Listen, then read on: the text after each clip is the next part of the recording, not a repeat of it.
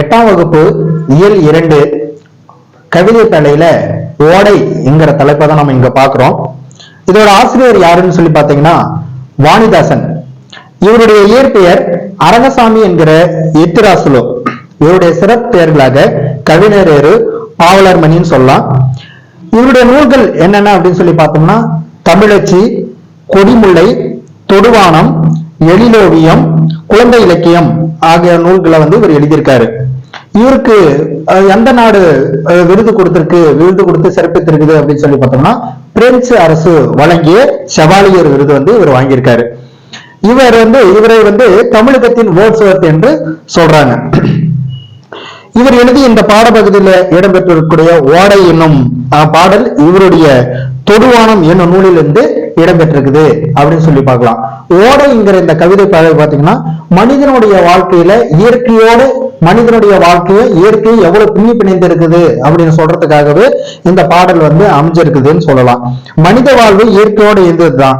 கவின்மிகு காலை பொழுதும், மயக்கம் மாலை பொழுதும், திரைநிலவும், ஓடும் ஓடையும், பாயும் ஆறும், கத்து கடலோடு இந்த நம் மனதை பறி கொடுத்து இயற்கையோடு எப்படி மனிதர்கள் வாழ்றாங்க அப்படிங்கிற செய்தியை தான் இந்த பாடல் மூலம் நம்ம கத்துக்க போறோம்.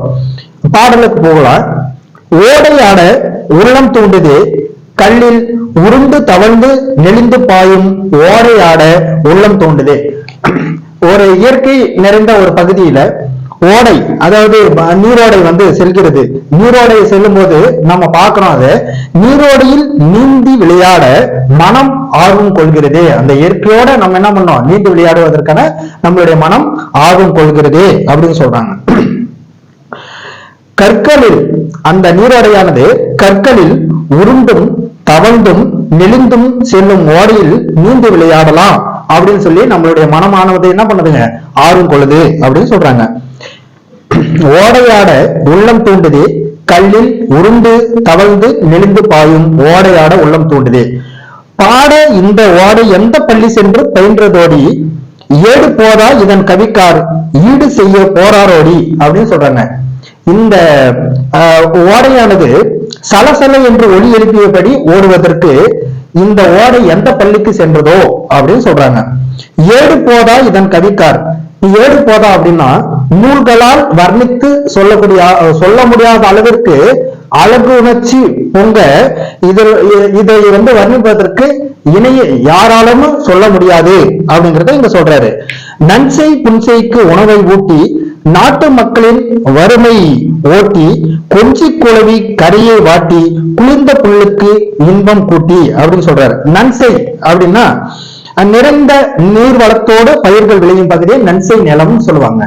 புன்சை அப்படின்னு சொன்னோம்னா குறைந்த நீரால் பயிர்கள் விளையும் நிலத்தை சொல்லுவாங்க. நன்சை புன்சைக்கு உணவை ஊட்டின்னு சொல்றாங்க. நன்சை புன்சை நிலங்களுக்கு நீர்வளம் தந்து பயிர்களை செழிக்க செய்யுது. அது மட்டுமல்ல, நாட்டு மக்கள் வறுமை ஓட்டி அப்படின்னு சொல்றாங்க. அவ்வாறு விளைந்த பயிர்கள் மூலம் மக்களுக்கு உணவு கிடைக்குது. உணவு தந்து நாட்டின் வறுமையை என்ன பண்ணுதுன்னா போக்குகிறது அப்படின்னு சொல்றாங்க. கொஞ்சி குழவி கரையை வாட்டி அப்படின்னு சொல்றாங்க. கொஞ்சி மகிழும் அலைகளால் கரையை மோதுகிறது. குளிர்ந்த புல்லுக்கும் இன்பம் கூட்டி ஓடையாட உள்ளம் தூண்டுது, கல்லில் உருண்டு தவழ்ந்து தெளிந்து பாயும் ஓடையாட உள்ளம் தூண்டுதுன்னு அப்படி பாடல் ஒவ்வொன்னா சொல்றாரு. அதாவது நன்சை புன்சைக்கு மட்டுமா நீர் வளம் தருது அப்படின்னா இல்ல, குளிர்ச்சியை தரும் புற்களுக்கும் இன்பம் சேர்க்கிறது அப்படின்னு சொல்றாரு. நெஞ்சில் ஈரம் இல்லார் நாண நீளுழைப்பை கொடையை காட்டி, செஞ்சோல் மாதர் வல்லைப்பாட்டின் சீருக்கு ஏற்ப முளவை மீட்டும் அப்படின்னு சொல்றாரு. அதாவது நெஞ்சத்தில் இரக்கமில்லாதவர் வெட்கப்படுமாறு இடையராது ஓடி தன் உழைப்பை கொடையாக தருகிறது இந்த நீர். அது மட்டுமல்ல, சிறந்த சொற்களை பேசும் பெண்கள் பாடும். பெண்கள் வல்லைப்பாட்டு உலக்கை வைத்து நெல் குத்துமோ தானியம் குத்தும் போதோ பாடக்கூடிய ஒரு பாட்டு தான் வல்லைப்பாட்டு. அப்படி சிறந்த சொற்களை பேசும் பெண்கள் பாடும் வல்லைப்பாட்டில் சிறப்பு ஏற்ப முளவை முழக்குவது போல இதோட ஒளி எழுப்புகிறது அப்படின்னு இயற்கையோட ஒரு பாடலை நமக்கு இங்க கொடுக்கப்பட்டிருக்குது அப்படின்னு சொல்லலாம். இதற்கு வினாக்களா எப்படி எழுப்பலாம் அப்படின்னு சொல்லி பார்த்தோம்னா, பள்ளிக்கு சென்று கல்வி என்பது டேஸ் சிறப்பாக இருக்கும் அப்படின்னா கல்வி பயிலுதல் என்பது சிறப்பாக இருக்கும் அப்படின்னு வந்து சொல்லலாம். செஞ்சொல் மாதரின் வல்லைப்பாட்டிற்கேற்ப முளவை மீட்டுவது எது அப்படின்னா இந்த பாடல் அடியில ஓடை அப்படிங்கிற ஒரு அந்த நீரோடை தான் வந்து இங்க நமக்கு வந்து முளவை மீட்டுவதா ஓமைப்படுத்துறாரு. நன் கூட்டல் செய், நன் செய் அப்படின்னு வந்து சொல்லலாம். நன்மை கூட்டல் செய் இதான் வந்து நன்செய் என்ன வந்து சேர்த்து எழுத வந்து நமக்கு கிடைக்குது. அதே போல நீள் கூட்டல் உழைப்பு என்பதை வந்து நீள் உழைப்பு அப்படின்னு வந்து சேர்த்து எழுதலாம். சீருக்கு கூட்டல் ஏற்ப என்பதை வந்து சேர்த்து எழுத கிடைக்க சொல்லு எது அப்படின்னா சீருக்கேற்ப என்பதை வந்து சொல்லலாம். ஓடை கூட்டல் ஆட என்பதனை சேர்த்து எழுத கிடைக்க சொல் ஓடை ஆட என்பதை வந்து நம்ம சொல்லலாம். இவ்வளவுதான் இந்த பகுதி கவிதை கலையில நமக்கு வினாவாக கேட்கக்கூடிய பகுதி இவ்வளவு மட்டும் தான் இருக்கு. இதுல நூல் குறிப்பாக வந்து பாத்தீங்கன்னா ஆசிரியர் குறிப்பு, வாணிதாசன், அவருடைய இயற்பெயர், அவருடைய நூல்கள், இது அவருடைய சிறப்புகள் என்னென்ன, அவர் யாருடைய மாணவரா இருந்தாரு, அதுக்கப்புறம் அவருக்கு எந்த அரசு வந்து விருது கொடுத்திருக்குது, இதுதான் வந்து நமக்கு வினாக்களான பகுதியா இருக்கும். அதை முக்கியமா நீங்க பாத்துக்கோங்க.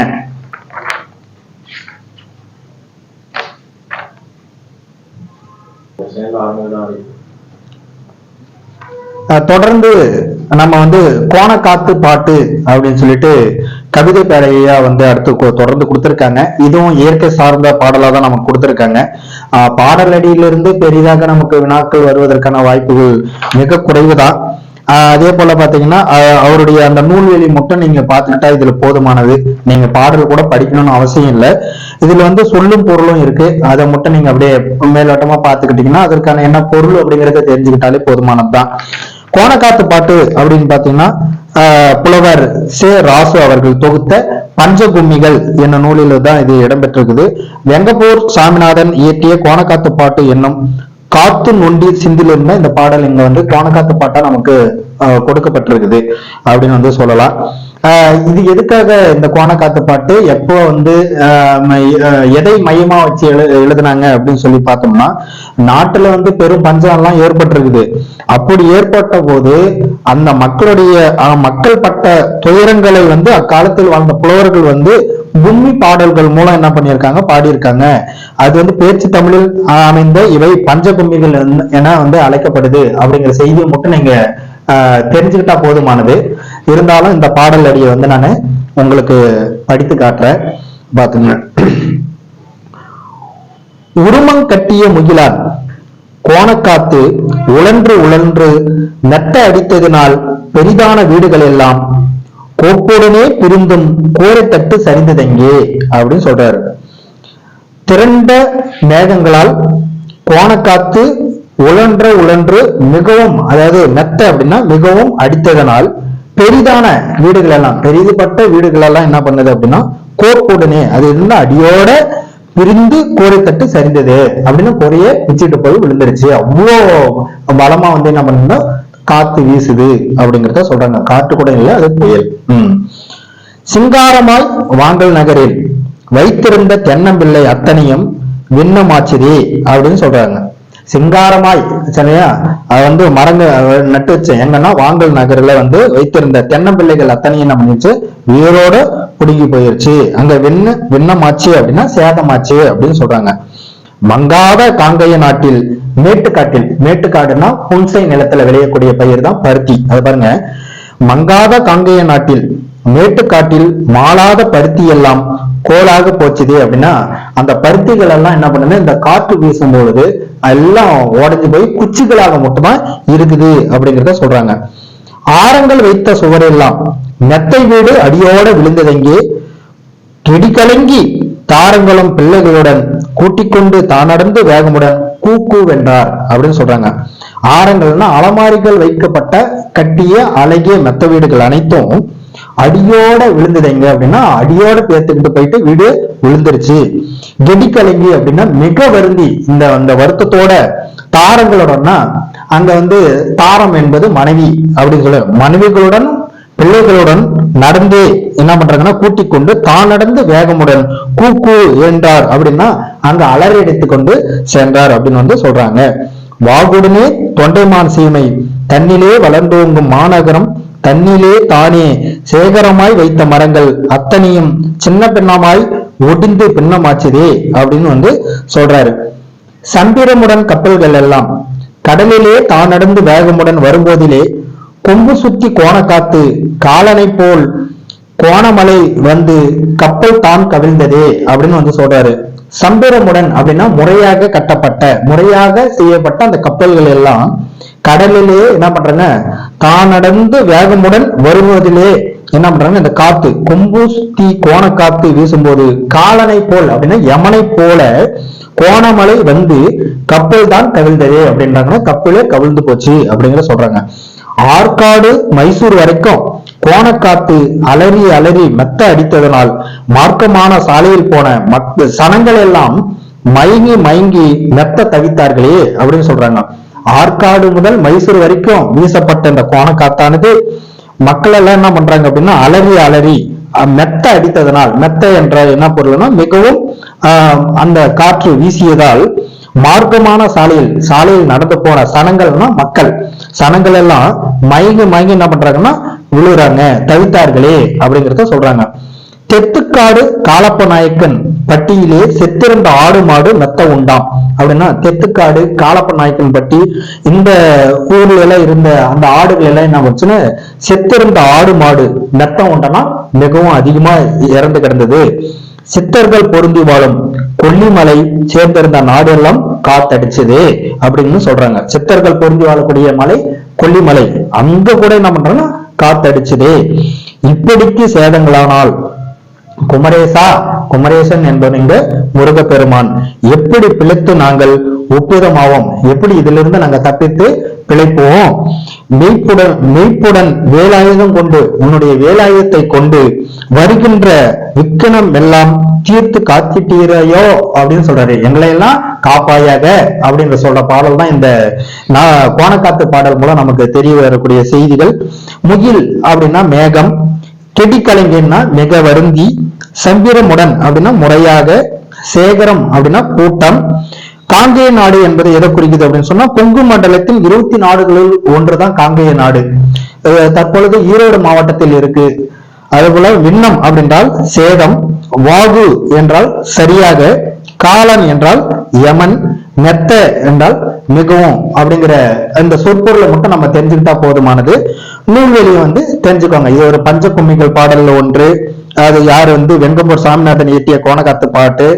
அது வந்து எதுல இருந்து எடுத்திருக்காருன்னா காத்து நொண்டி சிந்தில இருந்து எடுத்திருக்காரு அப்படிங்கிற செய்திகளை நீங்க தெரிஞ்சுக்கிட்டாலே இது போதுமானது.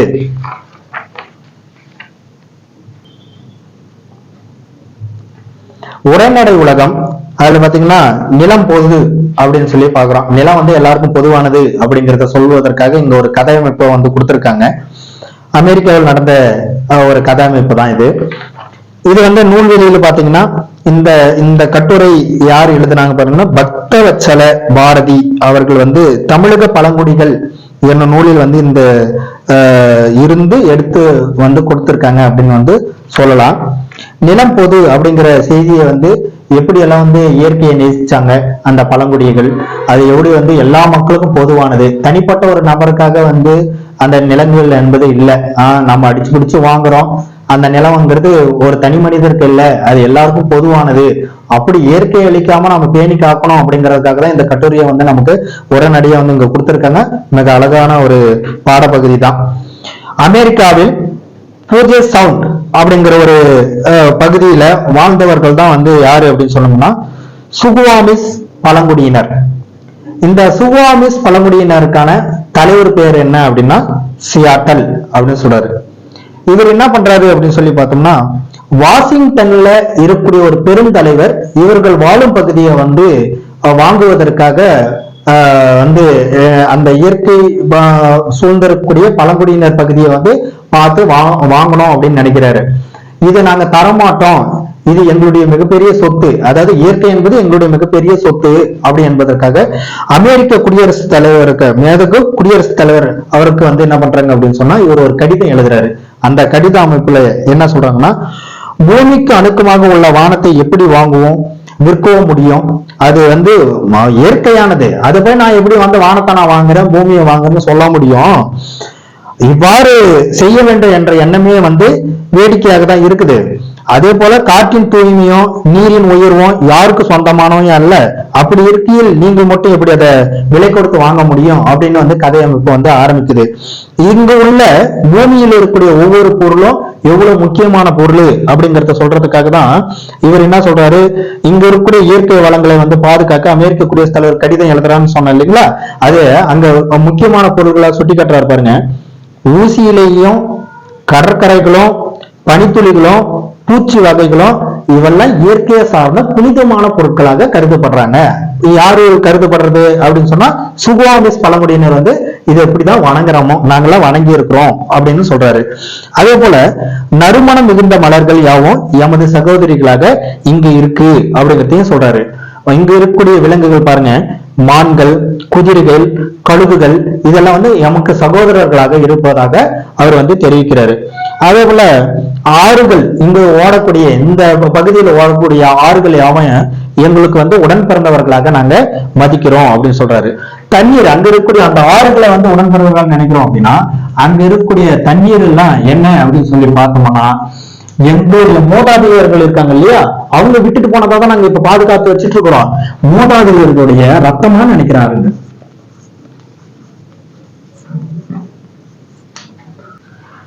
இவர்கள் வந்து அந்த ஆறுகளை வந்து எப்படி உடன் பிறந்தவர்களாக நினைக்கிறார்களோ அங்கு அதுல ஓடக்கூடிய அந்த தண்ணீரை வந்து என்ன பண்றாங்கன்னா மூதாதையர்களுடைய குருதியா நினைக்கிறாங்க அப்படிங்கறத சொல்றான். அந்த தண்ணீர் என்பது எவ்வளவு முக்கியமானதுங்கிறது அங்க வந்து காட்டப்படுது அப்படிங்கறத சொல்றான். அதே போல இந்த பூமியை வந்து தாயாகவும்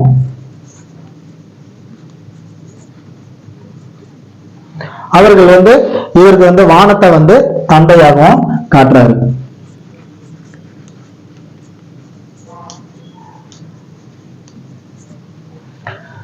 இவர் இயற்கையை எப்படி நேசிக்கிறாங்க அப்படிங்கிறதுக்கான அந்த பாயிண்ட்ஸ் அவ்வளவுதான் அந்த கதை பகுதியில் வந்து கொடுத்திருக்காங்க. அதாவது இயற்கை வளங்களை பாதுகாக்க அமெரிக்க குடியரசுத் தலைவர் கதை சொல்றான்னு சொல்லிட்டோம், கடிதம் எழுதுறான்னு சொல்றோம். அங்க இருக்கக்கூடிய ஊசி இலை காடுகளையும் கடற்கரைகளையும் பனித்துளிகளையும் பூச்சி வகைகளும் இவங்க வந்து என்ன பண்றாங்கன்னா புனிதமா நினைக்கிறாங்க. அங்க யாரும் தனித்தனியா வந்து இது என்னுடையது இது என்னுடையதுன்னு வந்து யாரும் வந்து உரிமை கொண்டாடல, எல்லாருக்கும் பொதுவானதுன்னு நினைக்கிறாங்க. அங்க இயற்கையும் அவங்க அழிக்க நினைக்கல. அதே போல நறுமணம் மிகுந்த மலர்கள் எமது சகோதரிகள், மான்கள், குதிரைகள், கழுகுகள் அதெல்லாம் எங்களுடைய சகோதரர்களாகவும் ஆறு யாவும் எங்களுக்கு ஆறு யாவும் உடன் பிறந்தவர்களாகவும் தண்ணீரை வந்து மூதாதைகளுடைய குருதியாகவும் பூமியை நாங்க தாயாகவும் வானத்தை வந்து தந்தையாகவும் இங்க நினைக்கிறோம் அப்படிங்கிறத வந்து இந்த கதை பகுதியில வந்து சொல்றாங்க. இந்த நிலைமையை எங்களுடைய தாயாக நாங்க கருதுறோம். இத வந்து உங்க குழந்தைகளுக்கு நீங்க சொல்லி கொடுங்க. அப்படி சொல்லி கொடுக்கும் போது இயற்கை மீது அவர்களுக்கு என்ன பண்ணோம், இயற்கையை நேசிக்கணும்னு தோணும். இயற்கையோட இந்த வாழ்க்கை தான் நம்ம வாழணும். அதனால வந்து எங்கள் நிலத்தை நாங்கள் நேசிப்பது போல நீங்களும் என்ன பண்ணுங்க, நேசியுங்கள் அப்படின்னு சொல்லிட்டு இந்த கதையமைப்பு வந்து நமக்கு முடிச்சிருக்கும். சரிங்களா? அடுத்து பாத்தீங்கன்னா விரிவானம் வந்து வெட்டிக்கிளியும் சருகுமானம் அப்படிங்கறத வந்து நம்ம இங்க பாக்குறோம். அதாவது தமிழ்நாடு கேரளா மாநிலங்களின் எல்லை அருகில் வந்து பரம்பிக்குளம் அப்படிங்கிற ஒரு இடம் இருக்கு. அதே மாதிரி ஆனைமலை பகுதியில வாழக்கூடியவர்கள் தான் காடர்கள் அப்படின்னு சொல்றாங்க. இவர்களும் வந்து பழங்குடியின இனத்தை சேர்ந்தவர்கள். அவருடைய மொழி என்ன அப்படின்னு சொல்லுங்கன்னா ஆள் அளப்பு அப்படின்னு வந்து சொல்றாங்க. அதாவது ஆனைமலை பகுதியில வாழக்கூடிய காடர்கள் அவர்கள் வந்து அந்த காடர்களை வந்து பழங்குடியினர் இனத்தை சேர்ந்தவர்கள். அவருடைய மொழி என்ன அப்படின்னு சொன்னா ஆள் அளப்பு மொழி அப்படின்னு சொல்றாங்க. இங்க இந்த வெட்டுக்கிளியும் சருகுமானம் அப்படிங்கிற இந்த கதை பகுதியில இங்க வந்து வெட்டுக்கிளி அப்புறம் சருகுமான், அந்த பெண் சருகுமான் அது பெண் சருகுமானா இருக்கு. அதுக்கு பேர் வந்து கோரன் அப்படின்னு வந்து சொல்றாங்க. அந்த அப்புறம் வந்து பித்தக்கண்ணு அப்படிங்கறது யாரு அப்படின்னு சொல்லி பார்த்தோம்னா சிறுத்தைய வந்து சொல்றாங்க. அப்புறம் புனது பூனை. இவங்க இந்த 4 கேரக்டர் மட்டும்தான் இந்த கதை பகுதியில வரும். என்ன அப்படின்னு சொல்லினா அப்படியே கதையை நம்ம சொல்லி முடிச்சிடலாம். நடுக்காட்டுல வந்து சலசலவென ஓடக்கூடிய அந்த ஓடைக்கு அருகில் தான் மிக செழிப்பாக இருக்கும் அந்த வனம். அந்த வனத்துல பாத்தீங்க அப்படின்னு சொன்னோம்னா ஒரு பூச்சி புழு நத்தைகள் அதிகமா இருக்கு. ஏன்னா அந்த காடு செழிப்பா இருந்துச்சுன்னா அங்க அனைத்து உயிரினங்களும் இருக்கும். நீரோடை சார்ந்த பகுதியில அனைத்து உயிரினங்களும் வாழும் அப்படிங்கிறதுக்கு இதை வந்து எடுத்துக்காட்ட சொல்றாங்க. அதே போல அந்த ஓடையில தான் என்ன பண்ணுது அப்படின்னு சொன்னா நீர் அருந்துவதற்கு எல்லா விலங்குகளும் வரும் அப்படின்னு சொல்றாங்க. அங்க இருக்கக்கூடிய அந்த தாவர இலைகள்ல ஒரு வெட்டுக்கிளியானது உட்கார்ந்து அங்க வரக்கூடிய விலங்குகள் எல்லாம் வேடிக்கை பார்த்துட்டு இருக்குது. ஆனா அந்த பச்சை வெட்டுக்கிளி என்ன பண்ணும் அப்படின்னு சொன்னா ரொம்ப வாயாடியான வெட்டுக்கிளி அங்க நீர் அருந்த வரக்கூடிய விலங்குகளையே எல்லாம் என்ன பண்ணும் அப்படின்னு சொன்னா கிண்டல் அடிச்சுக்கிட்டே இருக்கும். அது ஏதாவது ஒண்ணு நக்கல் பண்றது, அதை வந்து சிரிக்கிறது, கேலி செய்யறது, இப்படிப்பட்ட இது பண்ணிட்டு இருக்கும் போது அங்க கூரன் அப்படின்னு ஒரு பெயரை கொண்ட ஒரு பெண் சருகுமான் வந்து வருது, நீர் அருந்துவதற்காக வருது. வெட்டுக்கிளியை பார்த்து ரொம்ப நாள் ஆச்சு அப்படின்னு சொல்லி அவங்களுடைய நலனை வந்து விசாரிச்சுவது. இந்த வரும்போது வேக வேகமா ஒரு தண்ணியை குடிச்சிட்டு பார்க்கும்போது அங்க இங்க வந்து என்னை வந்து பித்தக்கண்ணு வந்து துரத்திட்டு வந்தாரு, நான் வந்து இப்படி போய் ஒளிஞ்சுக்கிறேன், இந்த புதர்ல போய் நான் ஒளிஞ்சுக்கிறேன், நீங்க என்ன பண்ணுன்னா என்ன சொல்லிடாத அப்படின்னு வந்து சொல்லுவாரு. உன்னை வந்து கேட்டா பித்தக்கண்ணுங்கிறது யாரு அப்படின்னா சிறுத்தை வந்து அந்த பெண் சருகுமான வந்து துரத்திட்டு வந்து பெண் சருகுமான் அப்படின்னு சொல்றோம் இல்லைங்களா. அந்த கோரம் பெயர் கொண்ட பெண் சருகுமான்ங்கிறது மான் வகைகள்ல ஒன்றுதான். ஆனா அது ஒரு சாண அளவுக்கு தான் இருக்கும். சின்ன விலங்கு, சிறிய விலங்கு, மான் அமைப்பே போல இருக்கும், ஆனா சிறிய விலங்கா இருக்கும். அதை வந்து என்ன பண்ணுது, சிறுத்தை துரத்திட்டு வருது. அப்ப அங்க வந்து பச்சை அந்த வெட்டுக்கிளியை வந்து பாக்குது. அப்படி வந்து நான் ஒளிஞ்சுக்கிறேன், நீ சொல்லிடாத அப்படின்னு வந்து சொல்லும்போது அங்க வந்து பித்தக்கண்ணு அது மஞ்சள் நிறத்தோட கோபமா வந்து சிறுத்தை வந்து தேடிக்கிட்டே இருக்குது. அங்க என்ன பண்ணுது அப்படின்னா அது வந்து பொத்தருக்குள்ள ஒளிஞ்சுக்கும் போது என்னப்பா என்ன தேடுறீங்க என்ன அப்படின்னு சொல்லிட்டு இந்த வெட்டுக்கிளி வந்து சிறுத்தையை வந்து பாக்குது. சிறுத்தைய வந்து பார்த்து கேட்கும் போது என்ன பண்றாங்க அப்படின்னு சொன்னோம்னா சிறுத்தை வந்து இங்க வந்து சருகுமான் வந்துச்சா அப்படின்னு சொல்லி அப்படியே முறைச்சுக்கிட்டு கேட்கும் போது இது பயத்துல என்ன சொல்லுது அப்படின்னு சொன்னா சொல்லவும் முடியல. ஆனா கண்ணாசைவை மட்டும் இந்த பக்கம் யாருன்னா கூரன் போய் ஒளிஞ்சிருக்குது இல்லைங்களா, அது பக்கம் வந்து கண்ணாசைவால வந்து காட்டுது. அந்த கண்ணாசைவை காட்டும் போது அதை வந்து புரிஞ்சுக்கிட்டு சிறுத்தையானது புத்திசாலி இல்லையா, அப்ப சிறுத்தை அதை புரிஞ்சுக்கிட்டு அந்த பக்கம் மோப்ப முடிச்சு போகும்போது இந்த கூரனோட நல்ல நேரம் அந்த இடத்துல வந்து ஒரு புனுகு பூனை வந்து இருக்குது. அந்த புனுகு பூனை அங்க அந்த இரவு முழுதும் தங்கி இருந்த இடத்துல புனுகு பூனதை வந்து துர்நாற்றம் வீசக்கூடிய ஒன்றுதான். அந்த துர்நாற்ற வாசனையில வந்து அந்த பித்தக்கண்ணை போய் அங்கெல்லாம் சுத்தி மோந்து பார்க்கும்போது அந்த புனுகு பூனையோட வாசனை மட்டும்தான் அந்த அங்க இருக்கிறதுனால சரின்னு சொல்லிட்டு இங்க இல்ல பெண் சருகுமான்னு சொல்லிட்டு பித்தக்கண்ணானது என்ன பண்ணுது அப்படின்னு சொன்னா திரும்பி போயிருது. அப்போ நான் இந்த பெண் சருகுமானது வெளியே வருது. வெளியே வந்து வெட்டுக்கிளிய பார்த்து வெட்டுக்கிளிய நான் உன்னை சொல்ல வேணாம்னு தானே சொன்னேன், ஆனா என்ன பார்த்தே நீ பேசும்போது சிறுத்தை என்ன நோக்கி வந்துச்சா இல்லையா, ஏதோ நல்ல வேலை நான் தப்பிச்சேன். அந்த புனுகு பூனை இருந்த ஒரு நாள் இரவு தங்கி இருந்தது போல அந்த வாசனையால என்னை வந்து கண்டுபிடிக்கல, நான் தப்பிச்சேன். ஆனா இன்னொரு முறை நீ என்ன ஏதாவது பண்ண அப்படின்னு சொன்னா என்னுடைய கூர்மையான கால்கள்ல நகத்தால என்ன பண்ணுவேன், உன்னை ஒரே நசுக்கிடுவேன் அப்படின்னு சொல்லிட்டு பயமுறுத்திட்டு அந்த பெண் சருகுமான் தாவி அந்த மண்ணுல ஊண்டி போகும்போது அந்த மண்ணுல ஊண்டி இருக்கிற அந்த கால் நகத்தை வெட்டுக்கிளி பார்ப்போம். இந்த மண்ணிலேயே இவ்வளவு கூர்மையான நகங்களை வச்சு அழுத்தி இந்த கோரனுங்கிற சருகுமான் ஓடுது அப்படின்னு சொன்னா நம்மள நசுக்குனா ஒரே போட்டுரும் போல நம்ம செத்துவோம் அப்படின்னு நினைச்சு அந்த பயத்திலேயே அந்த வெட்டுக்கிளியானது வாழுது அப்படிங்கிற இந்த கதை அமைப்பு வெட்டுக்கிளியும் சருகுமானும் அப்படிங்கிற கதை அமைப்பு இவ்வளவுதான் சொல்லுது. இது வந்து மணி சாண்டி, மாதுரி ரமேஷ் ஆகியோர்கள் வந்து காடர்களின் கதைகள் சிலவற்றை வந்து தொகுக்கிறாங்க. அவற்றை வந்து யானையோடு பேசுதல் என்னும் தலைப்பில் வா கீதா வந்து தமிழாக்கம் செஞ்சிருக்காங்க. இந்த நூலில் இடம்பெற்றிருக்கிற கதை வந்து இது இந்த யானையோட பேசுதல் என்னும் தலைப்புல தான் வா கீதா அவர்கள் வந்து எழுதியிருக்காங்க அப்படின்னு சொல்றான். மணி சாண்டிய மாதுரி ரமேஷ் அவர்கள் யாருன்னா காடர்களோட கதைகளை வந்து சிலவற்றை வந்து தொகுக்கிறவங்க அப்படிங்கறத வந்து நம்ம இந்த இடத்துல இது மட்டும் தான் நம்ம பார்க்க போறோம். இதுல கேரக்டர் என்னென்ன அப்படின்னு சொன்னோம்னா ஒரே ஒரு 4 பேர் தான். அது என்ன, பித்தக்கண்ணாகிய சிறுத்தை, கோரன் எனப்பட்ட பெண் சருகுமானு, அப்புறம் வெட்டுக்கிளி, புனுகு பூனை, இவ்வளவுதான் வந்து இந்த கதை அமைப்புல நமக்கு இருக்கு.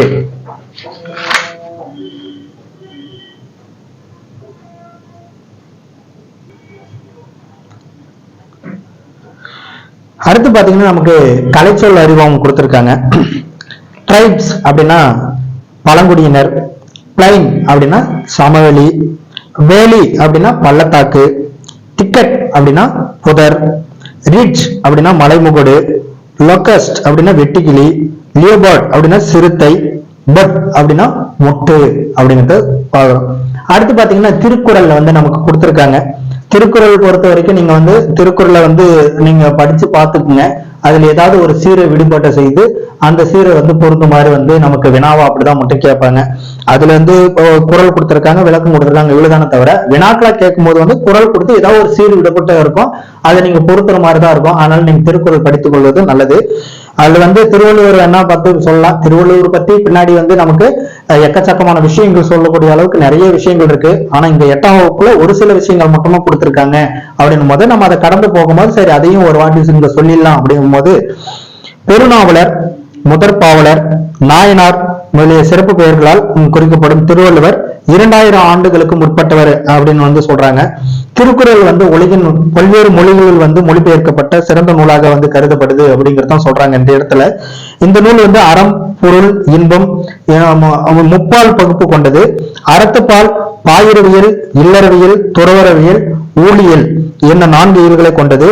பொருட்பால் பாத்தீங்கன்னா அரசியல், அமைச்சியல், ஒளிவியல் என்ற 3 இயல்களையும் கொண்டிருக்குது. இன்பத்தப்பால் பாத்தீங்கன்னா களவியல், கற்பியல் என்ற 2 இயல்களையும் கொண்டிருக்குது என்கிற செய்தியை முட்டமா இந்த இடத்துல கொடுத்திருக்காங்க.